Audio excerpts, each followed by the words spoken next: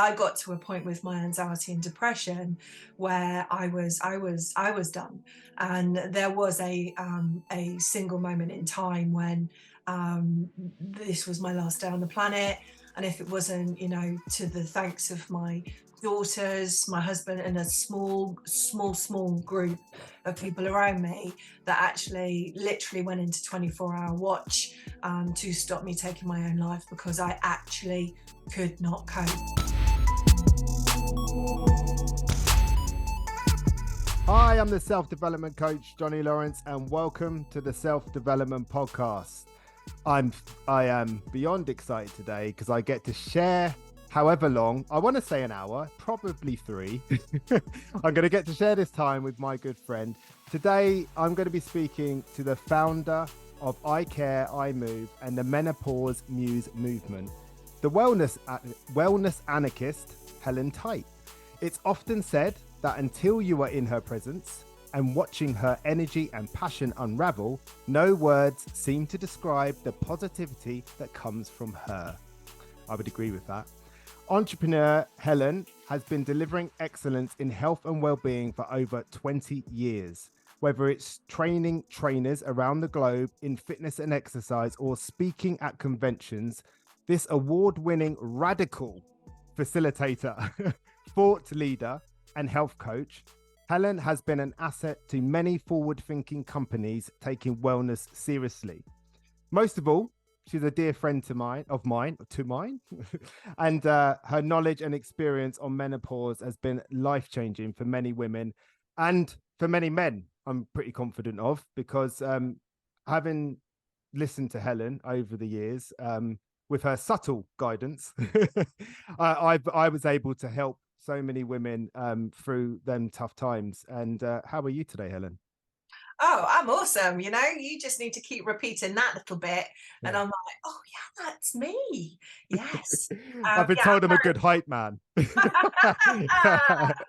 Yeah, great to be here. Thank you. And it's lovely to see you. We are old friends. We've known each other for a long time around health and well-being. So Yeah. thank you for inviting me. No, it was always going to be. I've had like an influx recently. I can't really pinpoint where it started, but there's a little while ago where I think I was talking to someone about menstrual cycles, and slowly over the months, I've been getting people saying, "Oh, do you think you'd ever talk to someone about menopause and stuff like that?" And I didn't ignore it, but I just kept thinking, "Oh yeah, I will do." And then I saw your menopause muse thing come up, and I was like, "Ching!" And then I asked a question on Facebook and I got inundated with loads of questions to ask you. So I'm going to be firing away today. I'm going to Let's go. I'm drop. really excited about this. There's a lot of I can imagine there's going to be some lowest hanging fruit with the questions that you've got for me because there are some real big hitter questions, but there's also some really left field things I bet that's coming at me today, and I'm really looking forward to it. Yeah, but I think it's something that, like I said it to you off camera, I think, I'm sure there's a bloke out there, right, who's read all the books and done all the courses and has got all this knowledge. But I have to say, man, having worked with women that are going through menopause, unless you've been through, you don't know what you're talking about. You just don't. It's Um, really interesting though. I went to a weightlifting class a couple of relatively recently, and the instructor is young, female, and she was cold, but she was wearing a tiny vest and tiny shorts and a beanie on her head. And I said, "Can we put on some?" Firstly, she said, "I'm covering the class." I was like, oh, "Okay, great." And she said, "So it's a lit hit pump weightlifting thing." And I'm like, so instantly in my head I'm going, joints can't cope, too fast, gonna wee my knickers. And straight away was in my head. And then I said, "Can we put the cool on?" And she went, "Oh, the room's cold." And I was like, "No, you don't understand. When you don't have blood anymore, it's just lava that pours through your body. You need the cool on." And the ladies behind me are all laughing, going, "It's Sorry. true." And then I'm like, "There's no jumping." And the other women are going, "There's no jumping." And it's like, it's little things that, as you say, until you've had that lived experience, for all the knowledge and the training, sometimes it does trip you up on life's joys and journeys. I always say it like education and experience equals wisdom. And I never forget, like, I was a young trainer, right? 21, come out of PT school. I did a 3-month intensive course, premier training. I knew everything. I'm a trainer. I know exactly what to do. And I've had, I don't know, a young mum come in and she's got a baby and she comes in one day really tired. And I'm like, oh, well, never mind. And I just didn't change a thing. I just put her through this workout. And it wasn't until I had kids and I was like, oh, what happened? Was it colic? Was it reflux? What was the problem? And all of a sudden I've just got this new understanding of like what this poor woman's going through. And I'm like, oh, do you know what? Let's give you an easy session today. Sometimes that mum just wants to be heard. Sometimes they just want to have their heart rate brought up a little bit, maybe a little bit of sweat, maybe. But what they definitely don't want on the 3 a.m. feed is leg DOMs. That's definitely not what they need, So yeah. And that is the great thing about, using your emotional intelligence and your soft skills, particularly when you're in a training role and you're trying to help somebody's well-being, having that empathy where you can have just a better understanding, because it makes all experiences better when you might not know about 3 a.m. feeds, but you're in your head, you're like, actually, it's not all about fitness. Yeah. It's about supporting the person at this time of their life. Oh, you're so right. And that's why, like, I'm not sure you didn't invent the word well-being, to be honest, but but like you're right, it's well-being, isn't it? It's about understanding that there's more to life than having a six-pack. There's more to life than well, what we believe at the time, and it fluctuates and it changes and you get to different stages of your life and different things become important at different times and all that sort of stuff. But anyway, we're about to get super deep. We're gonna anyway, we know we are, like, yeah. I don't think we've ever had a short conversation, but yeah, I mean, I can't imagine there's many people that don't know about you, but if you just want to tell people a little bit about yourself, to get us started, and then we'll go into what I think I might have about 1,000 questions. So yeah. We'll roll with it. So I have been in the fitness and wellbeing circuit industry for well over 20 years. So I'm 51 now, and highs and lows, but always growth, always change. So to give you a bit of context, and you mentioned entrepreneur, I have had other businesses in my past. So in my former life, pre-children, and then I refound fitness, having already taught aerobics when I was 15. And then what then happened was this explosive, amazing journey through health and well-being. And it's never been, like, in all scenarios, is not an A to a B. It's like an A and then we'll go sideways and have a little flurry. And then, so the journey has been long, but the toolbox is vast and the knowledge is deep. But recently, more of a niche around the midlife and beyond. We've always worked in that sector, but actually there's so many influencers out there, and so many fitness professionals that are teaching young and fit and jumping and healthy. And like, I have a huge love and affair with chronic health conditions and helping people to live longer, better. And so really that's where iCare, iMove is as a business. So we think about midlife, so your 40s and beyond. So really the message around menopause today will be a traveling journey of getting older and what that looks like and its impact. And that's really, I think there's so much stigma around menopause that we need to kind of like just normalize the language, normalize the concept of aging, because this is all we're doing. We're just getting older. But to understand it and understand hormones and its impact on her. But actually, when you start looking at hormones, he's the same. He's going through his own andropause, menopause. But when we start to sort of just start to break it down, it becomes less scary. And as we break taboos, more people will have a better understanding what it looks like for them. Yeah. So I have this depth of knowledge where I've trained, and I do a lot of work now with Newson Health, who's really sort of riding the journey around menopause under Louise Newson.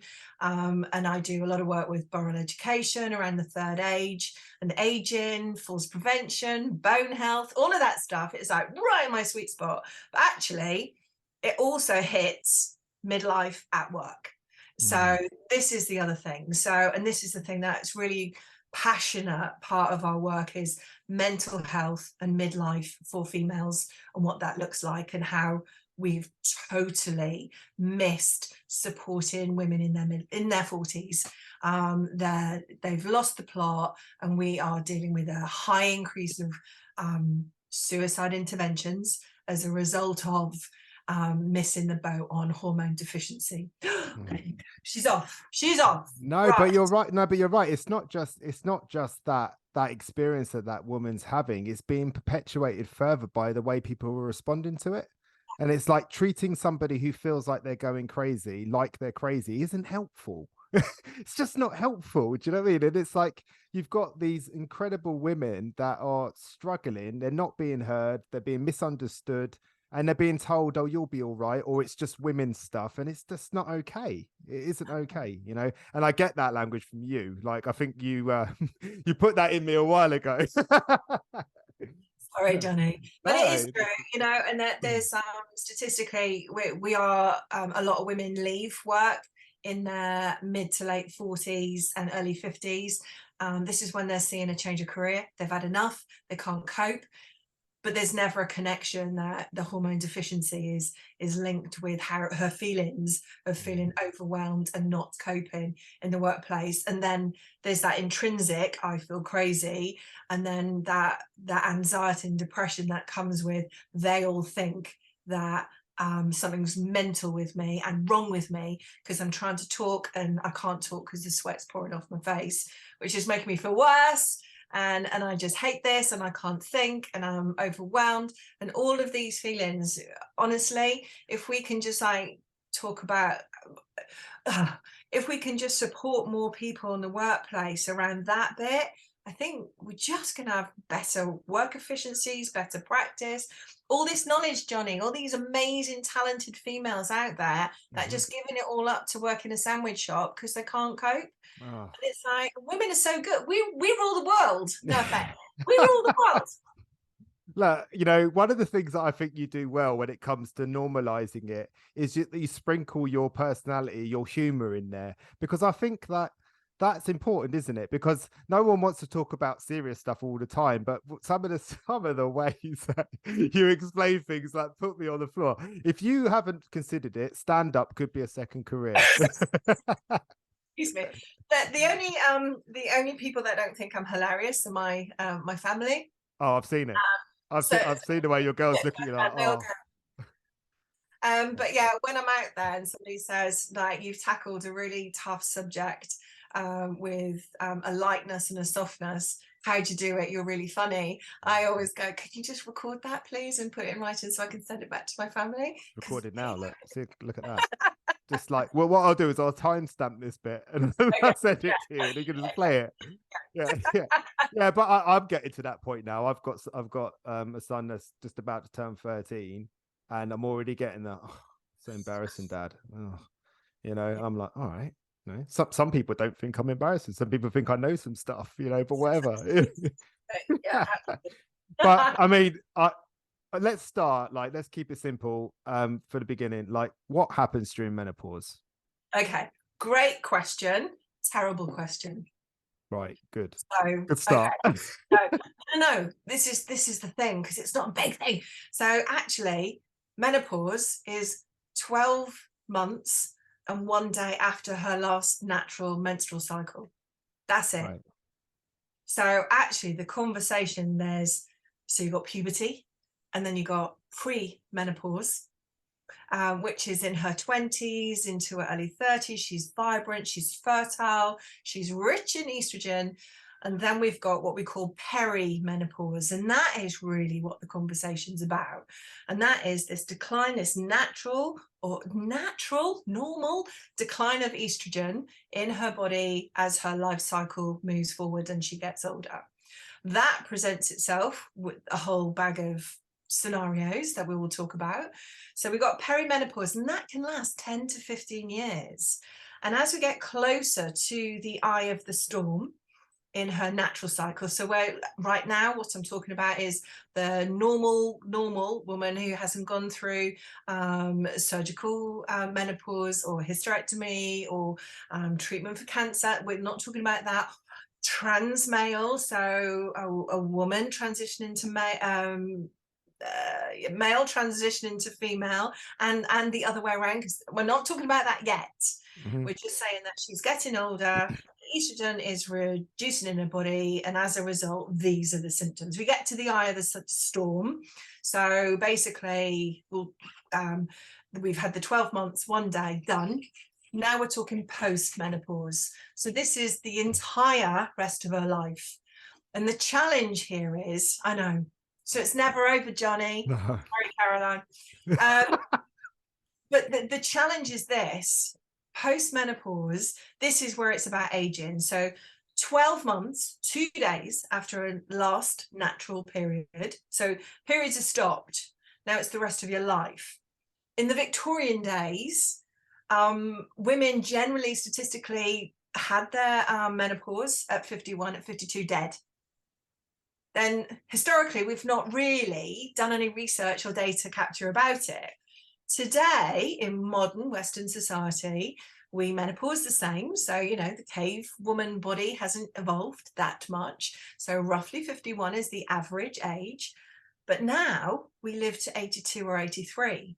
So the post-menopause bit is like 30 odd years. Now, the issue is we've bundled it all into menopause, and actually it's the life cycle. Does that make sense? It makes absolutely stunning way of explaining it. No, that really was like, you're right. It's again, it's that matrix gaze, it's that overview, isn't it, of it all as a system. And instead of taking one part of it and trying to explain it, I'm not sure you can without the rest, you know. No, and this is why knowledge is power. This is why we can say, you know, we know what, when we set up young females, you know, this is what periods will look like. And we tell them that, you know, as part of their puberty, where, you know, and they're all excited. So girls, we're all excited. We cannot wait to have our first period, wear our first bra, that whole shebang that goes with it. And then when there's at some point you're like, when are these bloody things ever going to end? It affects every element of my life. Yeah. And then when they do finally stop, there's a whole bunch of other issues that go with it. But if we can educate you and make you, you know, this is about prevention now, right? So if we keep your bones strong and we keep you supported with, oh, I don't know, hormone replacement therapy that I know we're going to talk about, then actually we're just putting the things back in your body that you're deficient of. Kind of makes sense. I'd imagine though, it's a bit like the person that comes into a school to talk about pensions, and it's like, I don't need to think about that. That's not going to happen for ages. But then all of a sudden it's on you and you haven't done anything about it and you're buggered, you know. You know, so yeah, I can see how that can happen, you know. It's actually the thing that, because it's so far off in the future, I don't care about it now. Yeah. You know, we have that thing around the planet too. I'll be dead by the time there's crisis in the planet. So, you know, it is a thing. We do, we are all guilty of that thing. It's in the future, therefore. Yeah. And that's why it's so like important that people like you are finding that language to be able to connect and communicate with the people that need to hear it, you know. And I think, like I said, you know, the way that you do it is fun.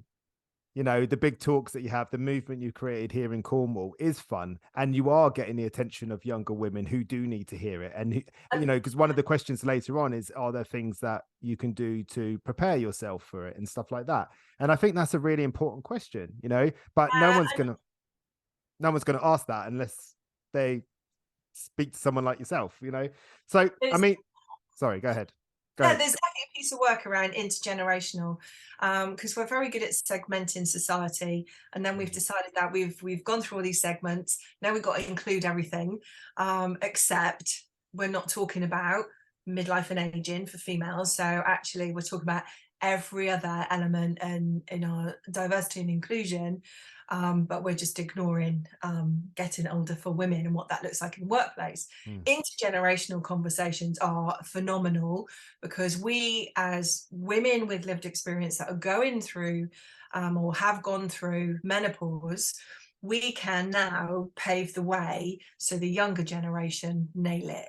And, again, this is taking ownership, taking that control back, working preventatively to really own it and take on this aging process using all the right tools around health and well-being. And that is that self-development, part of the magic. You own it. I know what's coming. It might be different to other people. Symptoms change from person to person and will continue to change, but owning your health is really the only thing that's going to save the NHS. And I mean, again, that's it. That's why people like yourselves, and there are others obviously, but like I'm talking to you, so but like you're aspirational, but you do it with that little bit of sass. I quite like that. But I mean, like, what are the main symptoms, and is there anything you can do to prepare?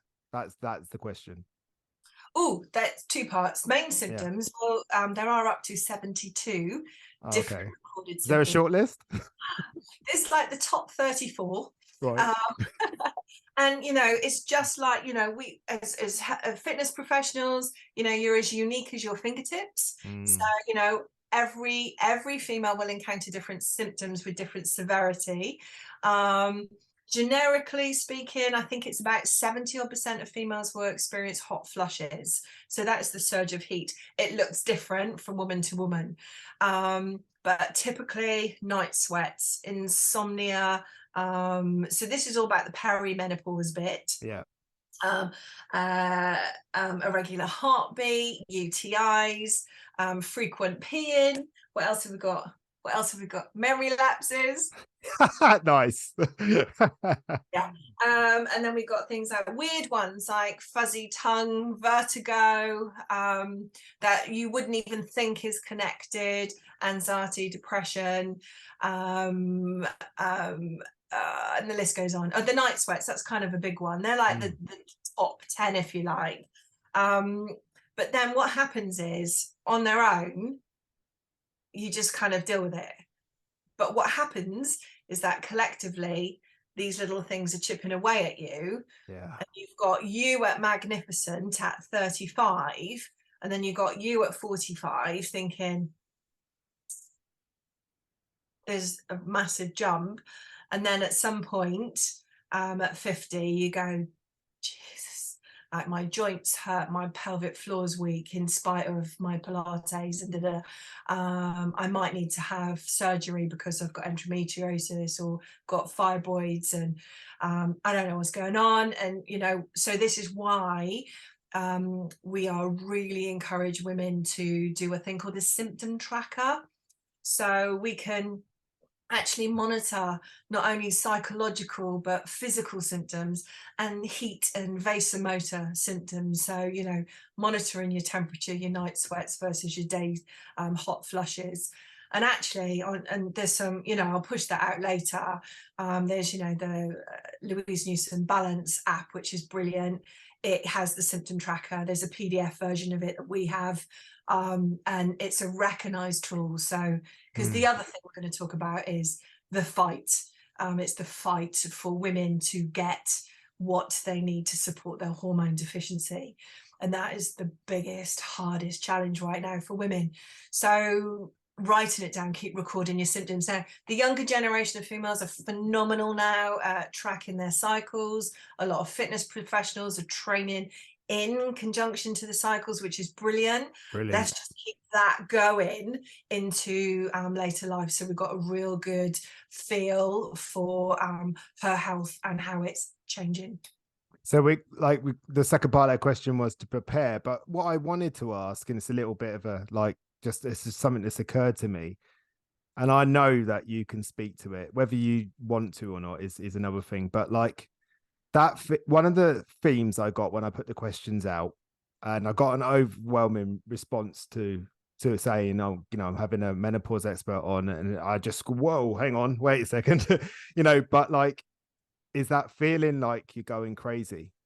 Oh, Like, what is that feeling? What can you articulate that so that well, with as you decline in estrogen, hmm, your body needs estrogen on. It affects every single function from skin to bones to heart, to digestion. It affects everything, hormones. So as that's leaving, part of the symptoms is mental health, anxiety. We're seeing one of our programs that we're delivering is to support women who are so low mood, and I was there, so this is my lived experience, that I got to a point with my anxiety and depression where I was done. And there was a single moment in time when this was my last day on the planet, and if it wasn't, to the thanks of my daughters, my husband, and a small group of people around me that actually literally went into 24-hour watch to stop me taking my own life, because I actually could not cope.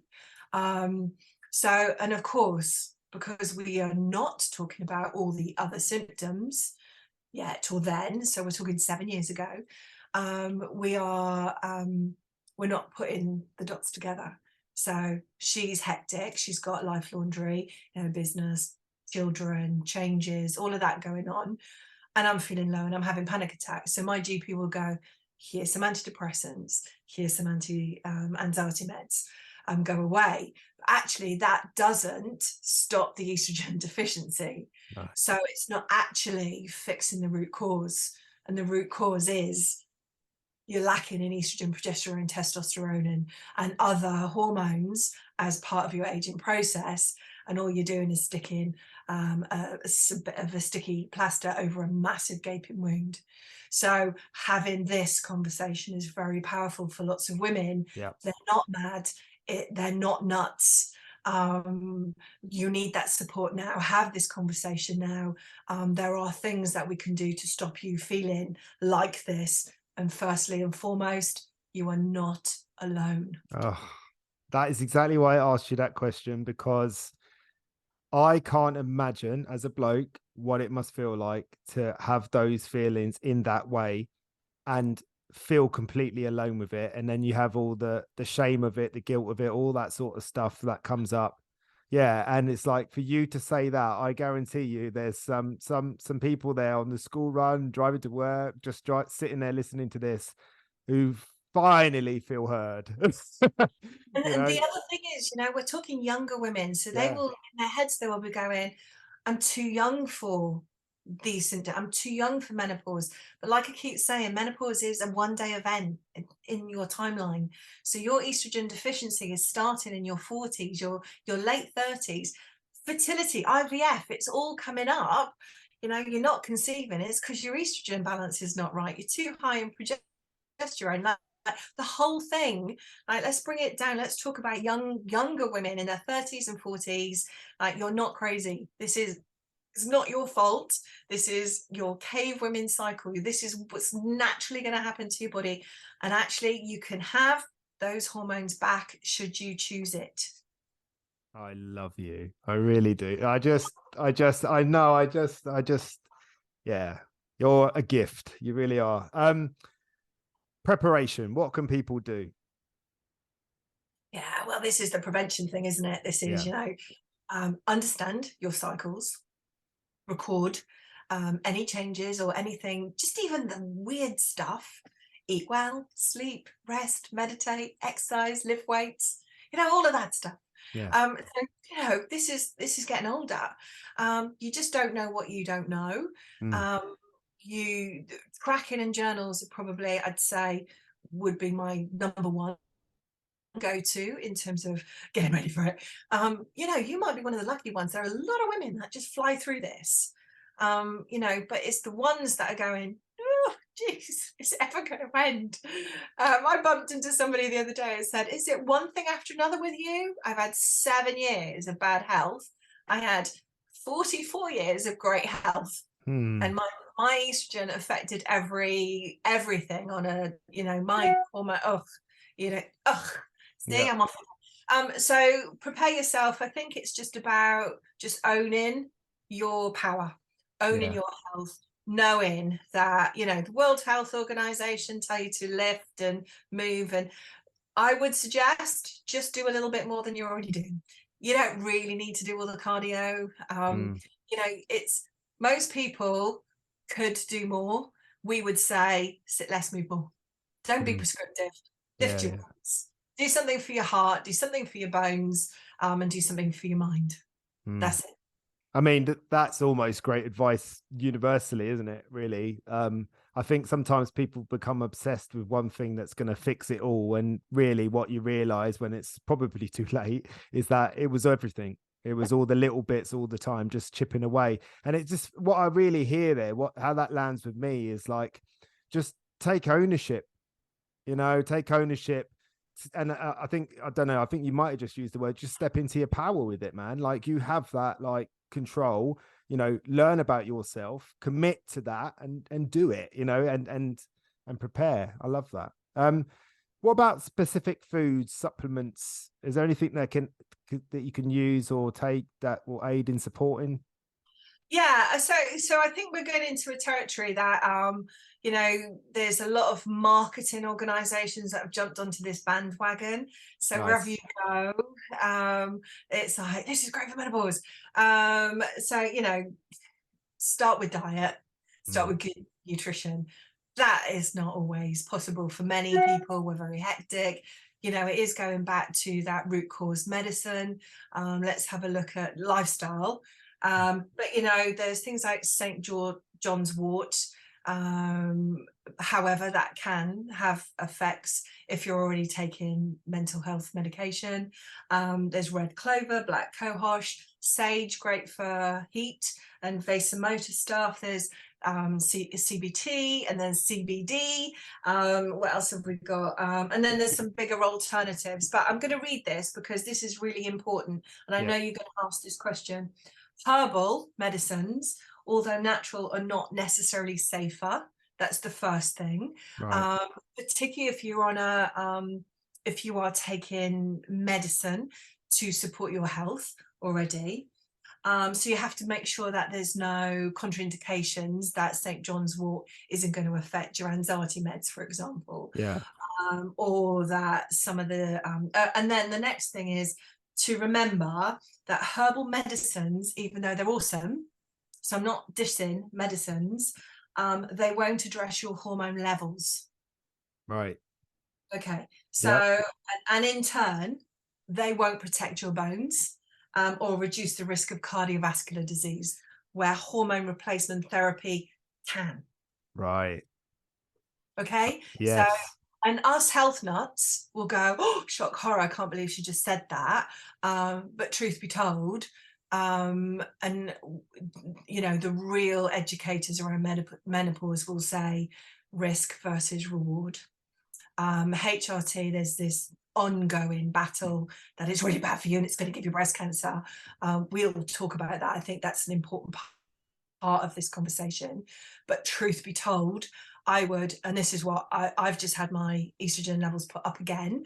And I know that I'm taking such a high dose of estrogen that the risk is that I will have a blood clot. Actually, the reward is I get to sleep, my joints don't hurt, I'm not dealing with vaginal atrophy, and I generally have more energy. I rather would have that than the minute risk of a blood clot in the future. Yeah, that's a really interesting thing you bring up there. That's thanks for saying that, because that's I think that's going to be helpful, because if you think about that, just that alone, what a hard decision to make. What a difficult decision to make. Someone's hit with that, and it's up to you to make it. Do you know what I mean? And it's like that's tough. So I think giving that perspective will be really helpful. And in the same vein, because there is a war on trying to get the right hormone therapy for you, I went to my pharmacist this week and I got a IOU note from the pharmacist. And I said, well, what are you owing me? And he said, oh, we're out of your patches. And I said, well, what's my alternative? And he went, oh, just deal with the GP. Now, you wouldn't do that if it was insulin. You wouldn't do that if it was heart medication. You absolutely wouldn't do that if you got somebody with psychosis. So Yeah. why the hell are you just palming me off? Because I'm telling you, I do not want to be that person I was before I started my hormone replacement therapy. And I definitely don't want to go into that realm of wanting to take my life, which all can be prevented if you give me what I need to support my body. Yeah. And again, that is the value of somebody who has that experience. Because again, it's super easy as a bloke to go, oh yeah, just do this. Because what do I know? Like, do you know what I mean? So I think, So yeah. we run a support group. There's about 2,000 women in my group, and much of it is around just empowering women to actually, again, it's empowerment, standing in your power. So you can say to the pharmacist, that's not good enough. Well, we can't give you that 100 milligram dose. Well, then give me 4 37.5 milligram patches. I don't care if I stick these bloody things all over me, but I do not want to go back to me without HRT. That's me. And that's Uh, it. There's a question a bit later about confidence. So again, like I'm really getting an idea of the trap here. Like you've got no confidence and you're in a situation where you need to ask for something, but you're not confident to ask for it. Like that's a real catch-22, isn't it? Like yeah, that that's why the sucks. symptom trackers are so important for women, Mm. because it is a recognized tool that you can say to your GP, this is me on a score of 0 to 3. I am scoring 2s and 3s on 21 different symptoms. I need your help. And the GPs go, okay. Yeah. And I think one of the things that I've like a common theme amongst all of the questions and the people that have asked them is that like they know their bodies. And it's that confidence in yourself to say, do you know what? No, I'm not going to give up. I'm not going to get palmed off. I'm going to push. But the bit about it that annoys me is that you shouldn't have to. If it was taken seriously enough from the first place, if people could, and yeah, okay, in every situation, you get people that might be, I don't know, hypochondriac or whatever, but very unlikely in this situation when somebody is brave enough to go to the doctor, because it does take some bravery, doesn't it? Because it does get palmed off. So to go to the doctor and say, hey, look, I'm having these problems. I need your help me. And then be Yeah. able to say, no, I'm not going to be given that. I need this, And because a Johnny, lot of, sorry, go ahead. and that piece is really important because, reinforcing the message that you can actually start HRT whilst you've still got periods. Right. You can go and start earlier. So, and the guidance coming from NICE now is, start younger because it may prevent other bigger things happening to you later on. So be on it. And a lot of the stuff now, that a blood test isn't the answer if you're in perimenopause, because you're still having hormonal cycles. So Right. it's literally a small window of information, a 5-minute tell where your estrogen is versus your testosterone or your progesterone. So it's more around symptoms and assumptions. So Mm. she's 45, pretty much she's in perimenopause. Where on that journey, we're not sure, but her symptoms might be nothing. Her symptoms might be she hasn't slept, she's got night sweats, she's dealing with anxiety. That's enough to start protocols now. Yeah. That well, yeah, absolutely. Love this. Absolutely love it. I love this mostly because I know how much value a lot of my female friends are going to get from it, and my wife, if I'm honest. Yeah. I feel like I'm outing her, but it's a struggle, isn't it? What how can genetics affect the menopause? There's a question around genetics. Yeah, I love this question. I loved it for two main reasons. One is our mothers and grandmothers never talked about it. And Hmm. my mum's Irish Catholic, so my mum is like, oh, bejesus, son. And it's like, so my mum never shared, and she had a hysterectomy at 37. So Right. my puberty was at a time when she was catastrophic in her menopause and not sharing it. She was just a complete cow, as far as I could see. But, on reflection, oh my God. So first thing is that generation didn't share. Second thing is there's so little data. So we don't fully understand the genetic impact of the menopause journey, the aging journey. We can guess that your mum had it bad. There is a chance that you might, but you might not. Excuse me, I've been unwell, so You forgive. have, yeah. So yeah, I would. My feelings are based on experience. There are a lot of women that are having similar symptoms to their mums and their grandmothers. Ask them, try and find out, what's your story, and then they'll go, oh, we don't talk about it. Or they might sit back and go, actually, on reflection, I realized that this happened, or I remember being hospitalized because I was flooding so much. Very quick in the 80s to do hysterectomies, just whip it all out. Issues with periods, just whip it all out. And in the 80s and 90s, it was major surgery, 6 to 8 weeks in hospital. They'd cut from your belly button down to the top of your pelvis, pull everything, rip it out, and then it would be at least another 12 weeks of convalescence lying in bed. So it's, That sounds hard, man. Wow. so Wow. we're a lot swifter at our rehabilitation, but we will try and manage preventatively as best we can before we get to the surgical interventions. I love that answer though. Ask your mum. Like, ask her, because yeah, you could talk about genetics, but I'd imagine it's quite a specific question, isn't it? Like, how was it for you is going to be a different answer every single time, from depending on what lady you ask. So that's a great answer. I like that. Ask your mum. Yeah, that's a good answer. Is there anything someone can do to maintain their confidence when so much feels as if it's changing? Yeah, I think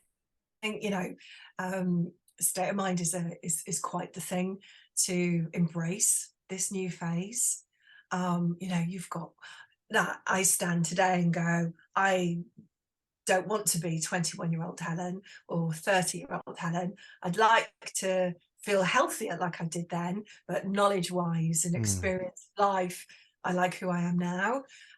It's going, because you feel judged. I remember putting on so much weight, all this crazy high doses of citalopram, and I'm just thinking, oh my God, I went through this weight gain and I felt so judged by the world. And on reflection, it's like, actually my body was protected itself. It was just trying to go, come on, you're going through this whole bunch of crazy, we need to support you better. I I've felt got judged. Own goosebumps on it. that. I got Own goosebumps on that, man. You're right, and I just suspect it was probably, I don't know, but I suspect it was probably a double-edged sword for you because you were in the fitness industry. Yeah, So yeah, that judgment was twofold and it was not helpful, I'd imagine. yeah. And then it's the vicious cycle for most of us, men and women. You start to put on a bit of weight, you feel like you've lost your confidence, nothing fits, you stop going out, it affects your mental health, it affects your confidence.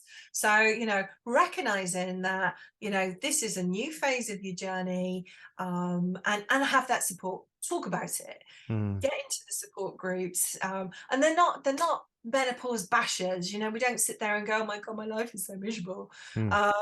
It is education supported. It is around just like, this is what aging feels like. And we got role models like J-Lo, for crying out loud. Yeah. It's like we got to think about what they look like. Oh yeah, another story, admittedly, but embrace being midlife, embrace being a 40-year-old female, 45-year-old female, 50. This is what it looks like. This is who I am. This is my power, and I'm radiating, literally. Yeah, and I think and I think there's something to like acceptance, isn't it? And acknowledging that nothing is forever. So in that moment, it, like you say, it's a phase of it. You're coming into it, you'll also go out of it, and it's not forever. But it's that idea of, whilst it's going on, accepting that this is part of the process, and that will then potentially give you back that confidence because And you know it's happening. Sorry, go ahead. the forever journey bit, though, Mm, this is the bit that I am really fascinated by, because we do a lot of work around end of life care and end of life well-being, mm, to live longer better, to age greatly. All of these phrases are very positive narrative on what the future looks like. But sadly, there is, with the decline of estrogen and other hormones, there's also an increase in cancers. mm. There is an increase in osteopenia, osteoporosis. So your bone health is affected, heart health is affected. Again, it's aging, but it's all connected to that hormone deficiency. So this is coming back to the benefits of HRT, because it will support your heart better. It will help you with those physical changes that are happening with your body. So it's important to understand that, yeah, you might be in the iron storm with flooding, periods, gynae, all of that stuff. But actually the next phase is, if I was in charge for the day, Johnny, love you, lift weights, lift weights. You keep your bones strong. So important. When your bones are strong, then your muscles are strong, because we go through a thing called sarcopenia. So it's a natural part of the aging process. The muscles get smaller and weaker, hence the bones do.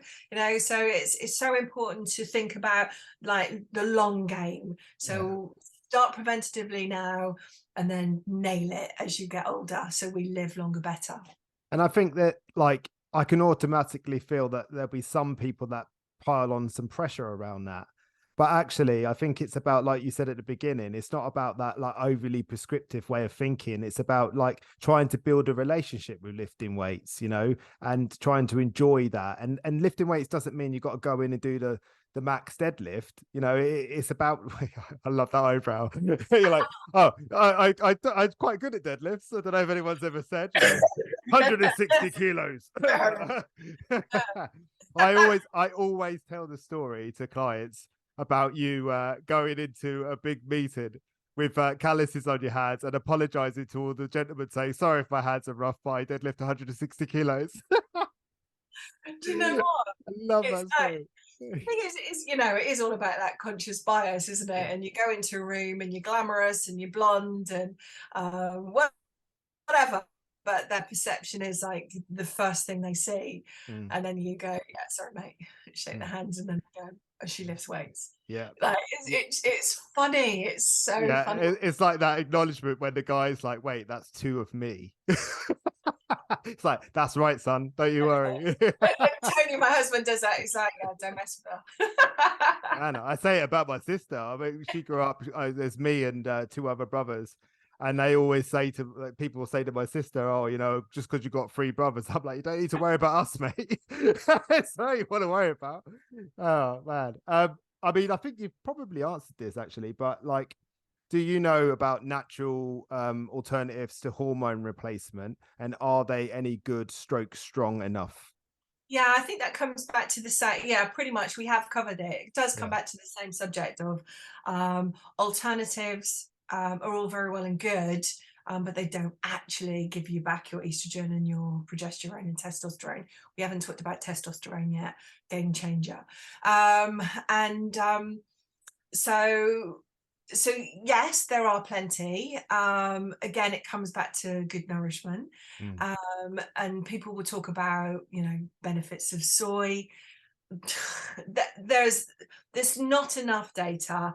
The feminist researchers will argue that because it was a woman's world, the men didn't do any research on it, so we don't know enough. And in terms of getting good research, it takes 17 years. So we don't know enough for me to go try that, buy that. I don't know. But then there's that psychosomatic element. There's a lot of women that take collagen. I think that's a really important supplement for a female, for skin in her joints. Joint pain is a symptom of menopause. I think that's really important. But also I will invest in that, because whether it is doing me good or not, I don't know, but I feel good. mm, So I yeah. will do that. So it's a difficult one. It's a difficult one to answer when there's not enough data to prove. Going back to prevention, eat well, sleep well, locally, Yeah. locally, you know, you can, the list is as long as it is wide. Yeah, and I think sometimes people struggle with the answer of like prevention, prevention's better than cure. And that feels a bit wishy-washy, but it's because it's probably true, and it's a hard one to accept, isn't it? I think. Yeah, and it's that one size doesn't fit all. That's Yeah. the other thing. And the same goes for HRT, which we haven't really talked about too much yet. Yeah, I mean, I'm sort of anything that's not on here. I think it's all here, to be fair. But the next one is like, does birth control affect or mask symptoms of menopause? Well, really love this question because you will be on birth control variations. First things first, the pill, as most females have some point tried it, the doses of hormone replacement therapy are nothing like that. So there's a lot of fear around, oh my God, I'm putting all these hormones in my body. No one cared when you were taking the pill. Mm. What happens is if you've got a womb, so there's a progesterone, you need that in your body to support your womb health. So if you've had a hysterectomy, you don't need the progesterone as such. So what often happens for women after they've had children, there's a recommendation for things like coils, and the Mirena coil, which is got hormone progesterone in it. So many women stop having periods. So it's very difficult to go, where am I in my cycle? It's masking some of my symptoms. Mm. But going back to the symptom tracker and what GPs are encouraged to do now, and through all the support through Newton Health, which is, let's put those assumptions in place. She's 45, she has a Mirena coil, she doesn't have periods, but she is dealing with other things. They might start a low-level estrogen protocol for her. Mm. So she's got a bit of estrogen to support the Mirena coil. So it is, so this is the thing when we start to trirate the protocol. So she is presenting with a certain amount of symptoms, and those symptoms may need different support. So it might be HRT, it might be oh, but see, this is the other thing. You lose your thread. It's hilarious. You go, oh no, my brain's gone. Yeah. So I'll give you an example, right?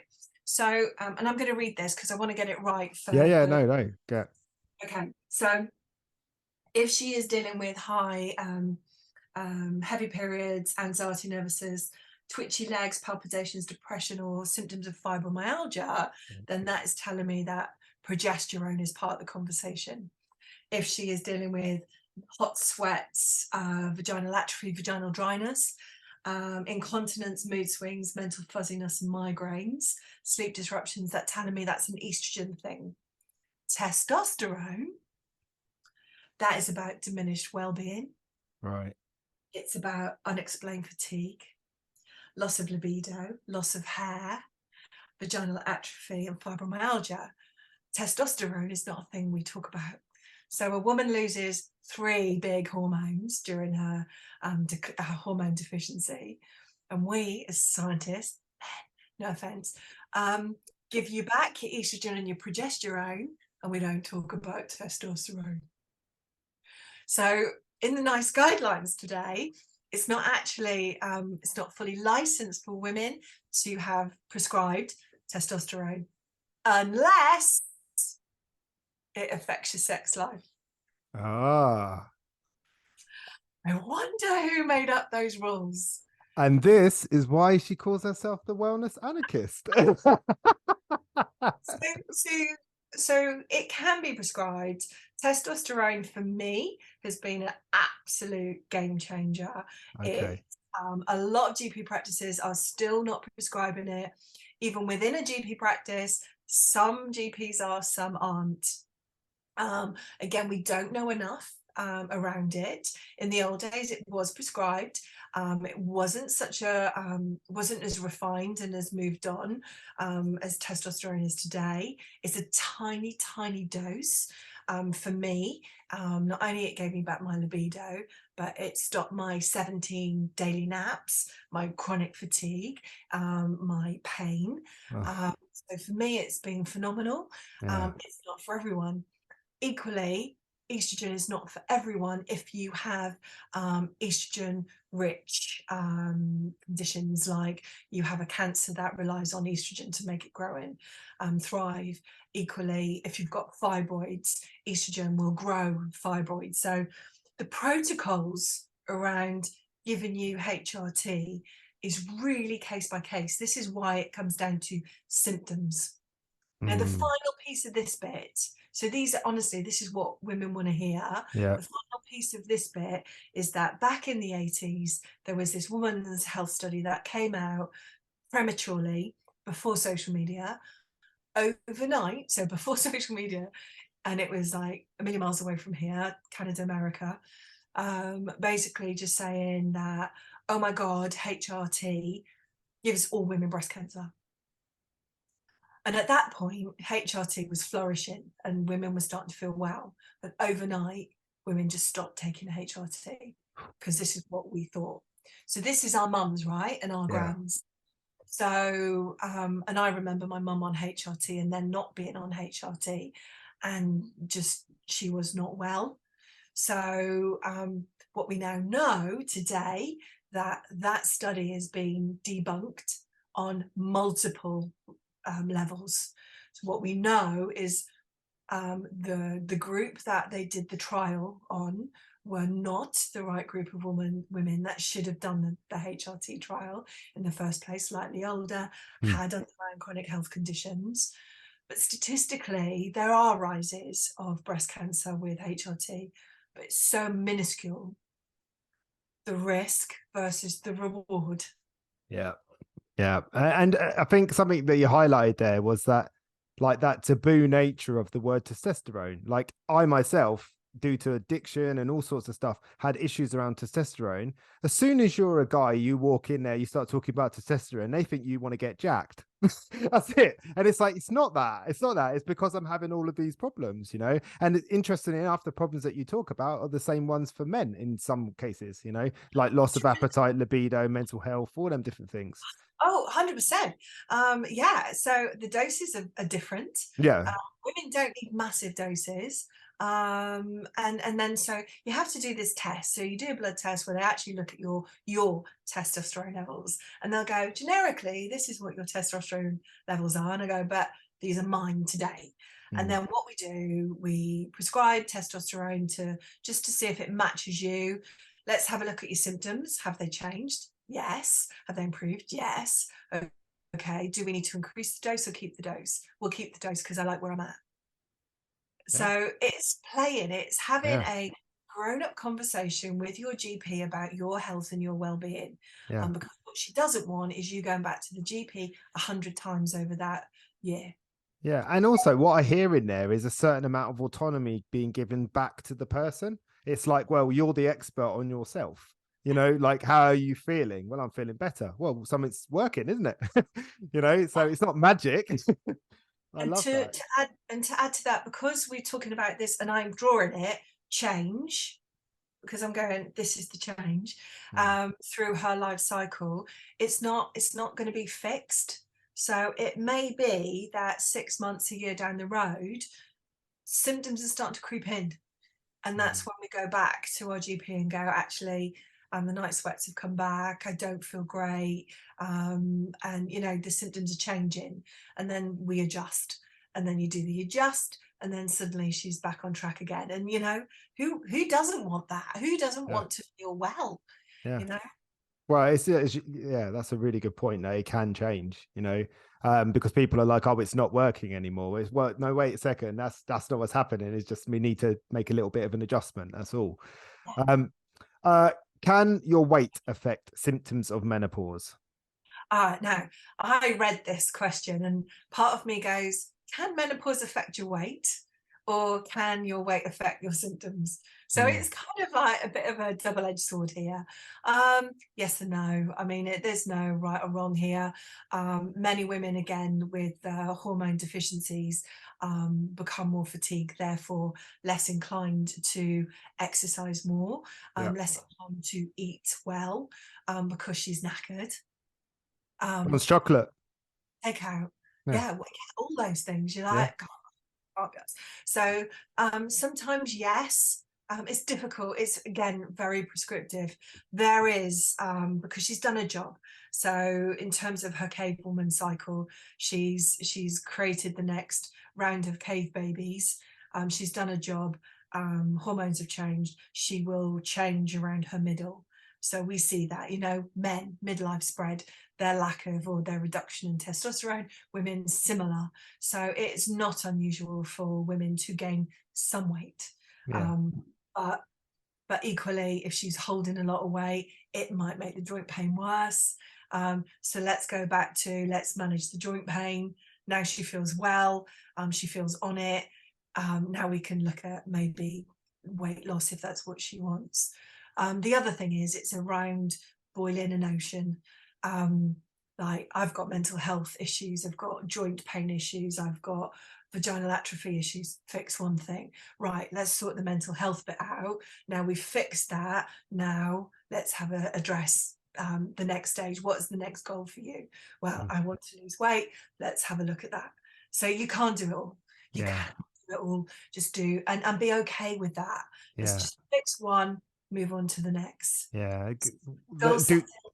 prioritize the most important thing first. Yeah, I love that. That's great advice. Another question here is, are there perimenopause self-tests any good? I'm not a fan. Not a fan. No, I think, the reason being, like I explained earlier on, if she's in perimenopause, she's having a cycle. So, you're just going to pick a moment in time. Yeah, you said that earlier, actually. It's going to come back. So, again, the symptom tracker, just keep a track of what's going on. The assumption, she's in her 40s, she's in estrogen decline. There are things that may happen. Keep an eye on it. Write it down, go to your GP or your health professional, your menopause expert, and let them help you with prescribing, how we can make you feel well. And that isn't just medical prescribing. That's, let's have a look at your diet, let's have a look at your sleep. Fix one thing. I think that question gives strength to the fact that for some bizarre reason, women have to justify it. Do you know what I mean? It's like, I have to have some test that said that, like it's a pregnancy, like you need that conclusive evidence, when actually I think you probably bloody know. Do you know what I mean? So, yeah, 100%. And there's also language, Yeah. and this goes out to health professionals. And this is my personal experience. I was having gynae issues around the time I was training with you, and I was dealing with prolapses.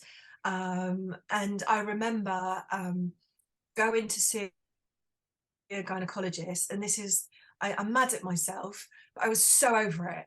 And I felt so unwell with my gynae symptoms. Two things happened. He said, if I didn't know you, I'd say you've got the vagina of a 70-year-old.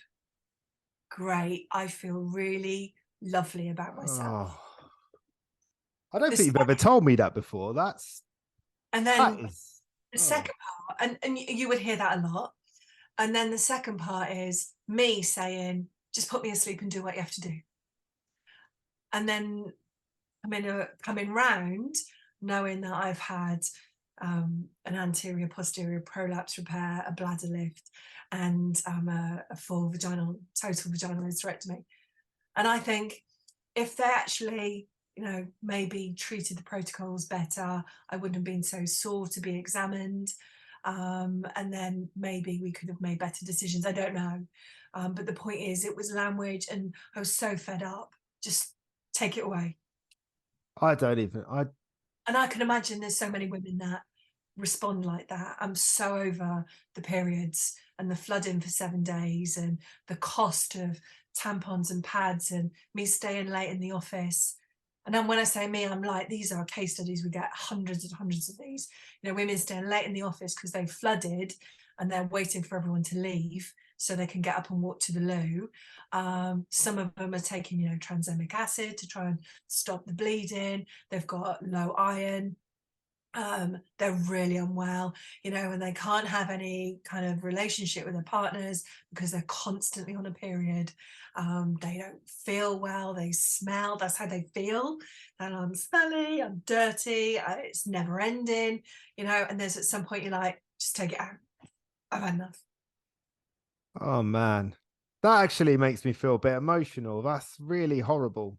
Um, And the cost, where, here we are with the cost of living crisis, but there's a hygiene crisis too.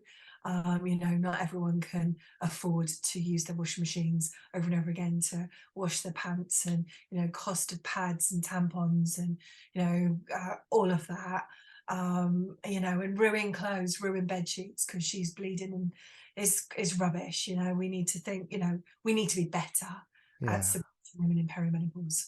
Yeah, this is something that's happening. Like, it doesn't matter what you think about it. It's happening, right? Let's sort this out. Like, let's start looking at the solution instead of the problem, and then let's take away the judgment. That is like saying that to you. That's horrendous. I want to fight him. I feel really like that's not cool, man. That really I know, isn't.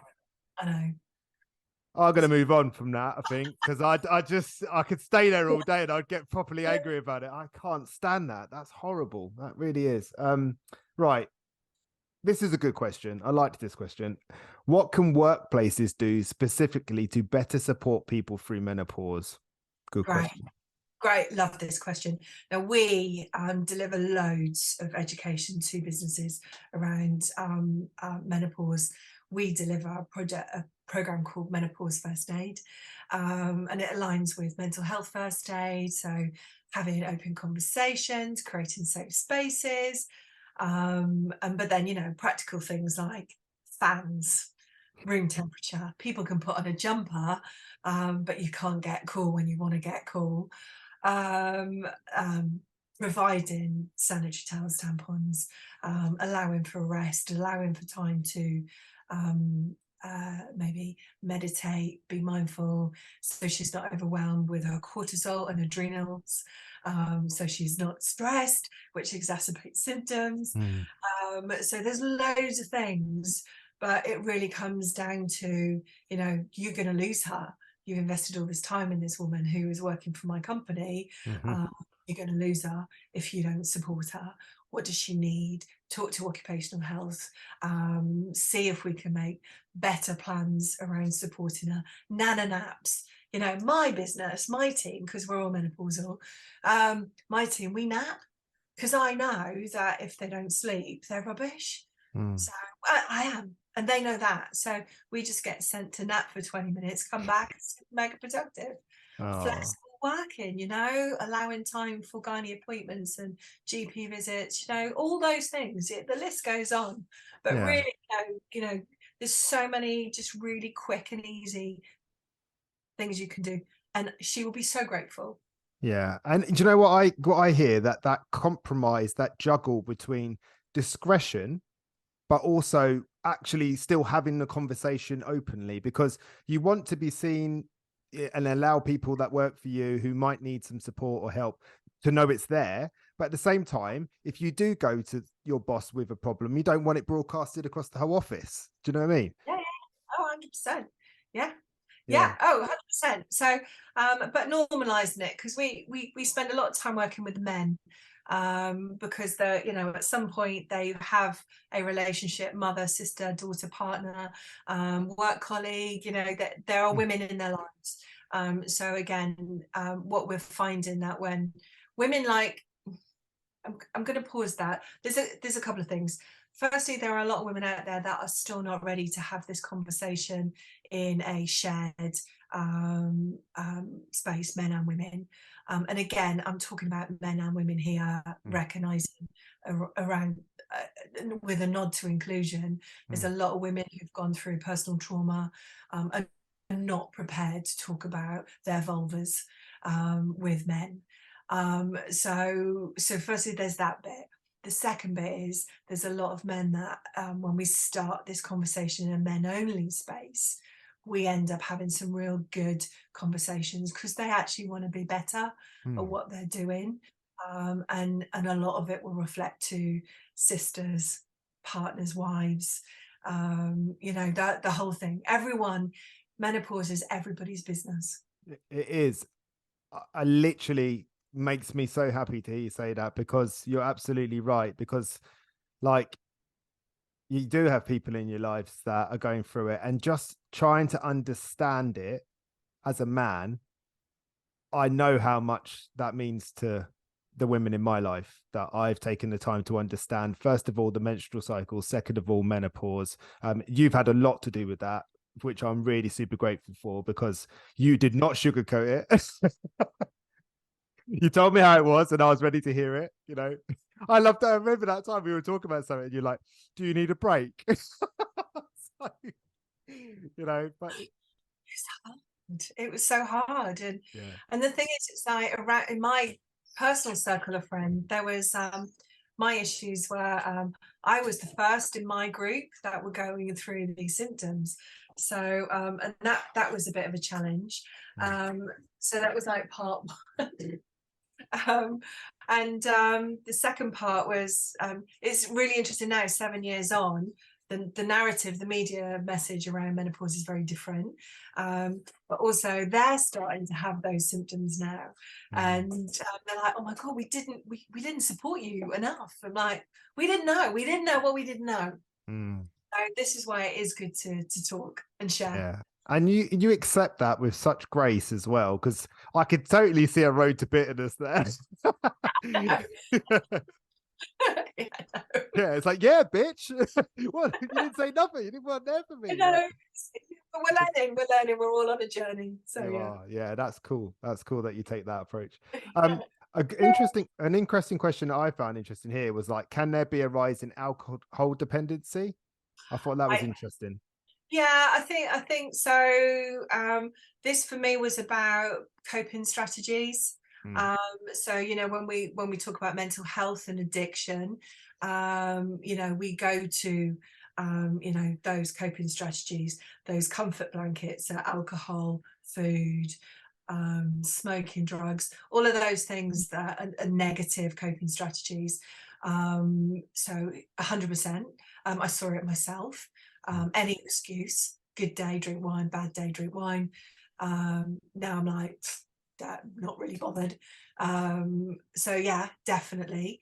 mm, Um, but also it's about finding an alternative. So as you know, with sobriety, it's like switching it out, but understanding what you can do as an alternative. Go walk with a dog. The rise of sea swimming for women mm. is just amazing. Like, chuck them in the sea in your bonkers bubble hats and ridiculous woolly coats, which are awesome, and women don't care.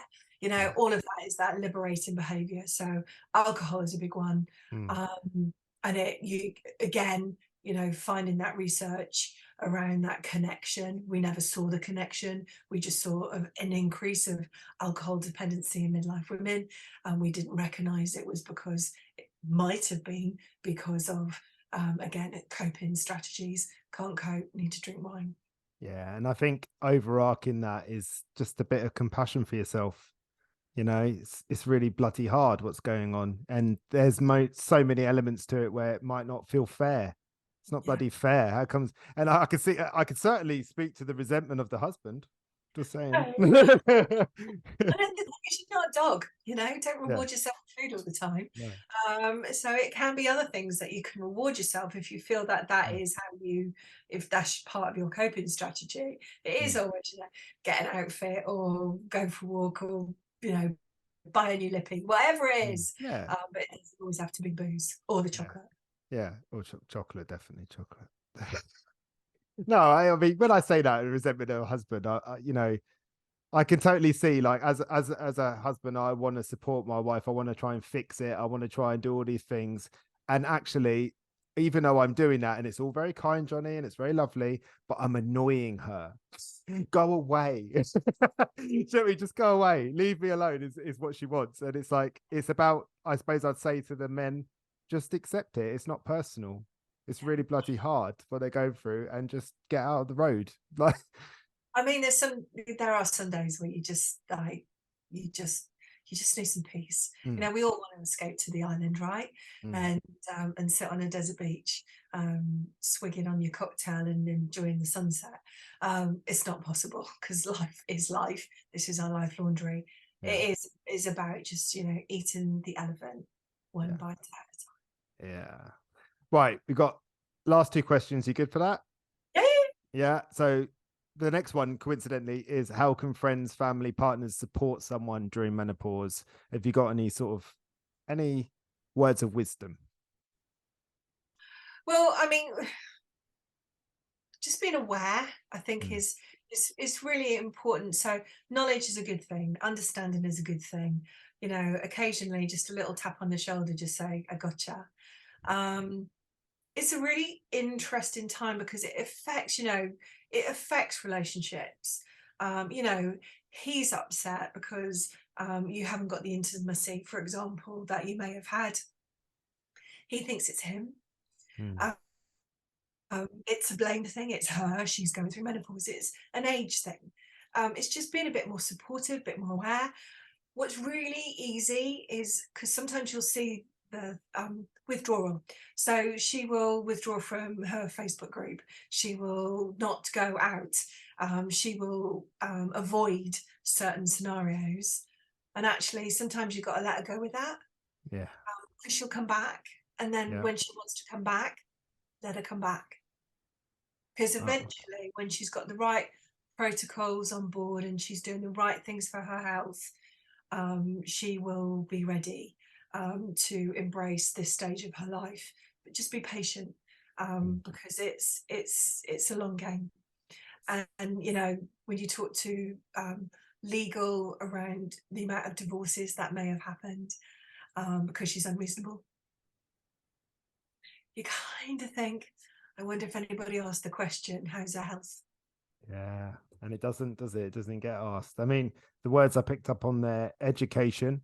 So learn about what's going on, compassion, patience, empathy, just Life, like, right? yeah. Um, um, I just wanted to share this before. I'm going to try and read it off the screen. I'm not very good at that. So let's see how this goes. But I just thought this was a really lovely message that I got. And it said, to me, this phase of life feels like the protection around my wounded heart has cracked open. All the hurt, unhealed parts of me have spilled out and are demanding my attention. I feel so raw. It feels like we could go one of two ways with this: continue to push down, depress the painful emotions, or allow them to flow out of us and spend time tending to them and crying a lot. This makes sense to me because I believe in non duality, mind and body as one. Does she have another reason for all of these tears? Is that a Donna Ashworth? No, it was actually a message from one of the listeners. Oh, that's fantastic. Yeah, I hear you. Hmm. When the, and you're absolutely not alone. So when somebody verbalizes something like that, the ripple effect is colossal. The amount of women that will go, oh yeah, that's me. And that reinforces that you are not alone, and together we will work to make improvements, and you will feel like you again. You will come back to you again. Hmm. Very powerful words. So Yeah, yeah, that's why I shared it, because I thought there's no way she's the only person that feels like that. No way, you know. we in some of our open networks that we go to do these conversations, women talk about when they were at their lowest, where they may have attempted to take their lives, and they share those feelings, and they're very triggering. However, they also help people kind of go, oh, that's me, do something.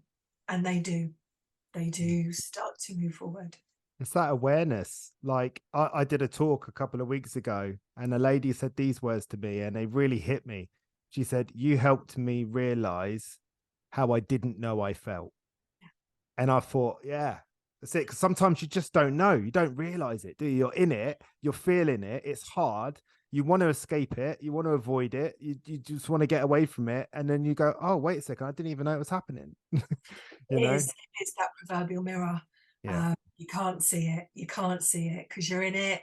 Mm. This is why it is so important to, keep tracking those symptoms, because it creeps up. It's just like weight gain, isn't it? Mm. It doesn't happen overnight, but it chips away, and then suddenly you are dealing with that unhealed broken heart and all your life trauma. All of it comes out during this time of vulnerability. So it shouldn't be like that. That's why prevention is so important. It should be a joined up experience with experts, support network, and love.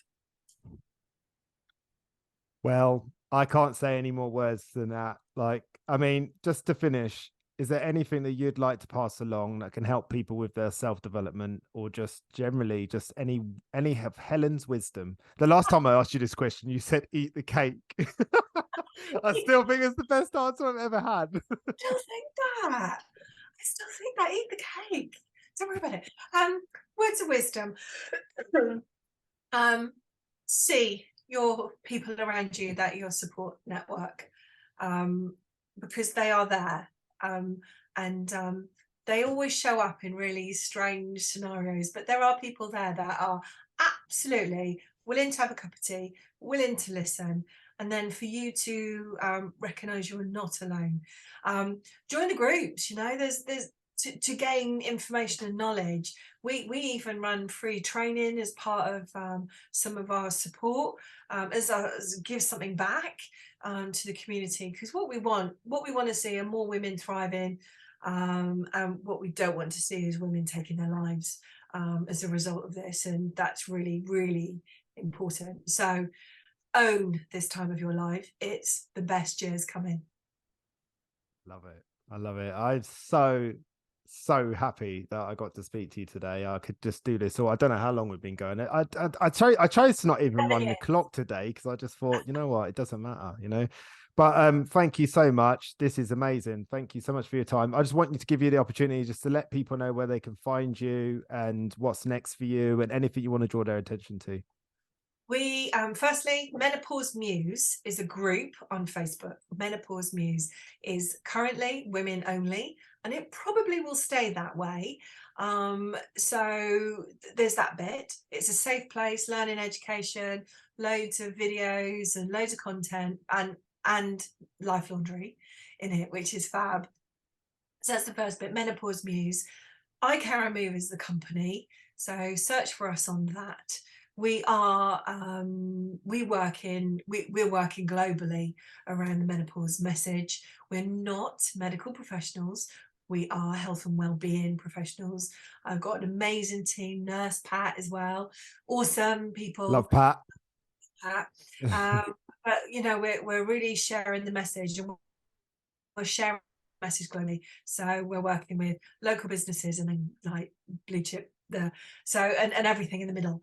We're working one-to-one with people, and we're working with public health and various other amazing organisations, loads of research as well, and we have lots of funding for research, to really sort of like really niche down some of the areas that there's no support in right now for menopause. So yeah, so it's all exciting. Future's bright. The aging journey for us is always been our niche, as I said. Aging greatly, health and well-being in the workplace, living longer better is what we're all about. So get in touch, info@icareimove.com. But again, you've got a website, and Menopause Muse. And I'm going to get loads of whatever details that we want to drop in the show notes. It'll all be there. I would strongly encourage anybody to follow Helen on social media. If you want some support, wisdom, inspiration, aspiration, motivation, whatever, any other word ending with ation, you could get it here, And hundreds of photographs of my dogs. So yeah. I seem to be posting loads of that at the moment because they bring me such joy. Yeah. Caroline's angling for another puppy. See, I think I'm losing. Do you know what she did? She had the conversation. She goes, she did it in front of the kids. She like looked at me like, "Go on, say no to the kids." And I was like, well played." Two dogs are better than one. It's brilliant. Best thing ever. Listen, I love you. I really do. I'm so grateful for this. Yeah, we shouldn't leave it so long, right? Oh, I know. Let's catch up. Let's have a cup of tea. Yeah, we'll do that. Thank you so much, Helen.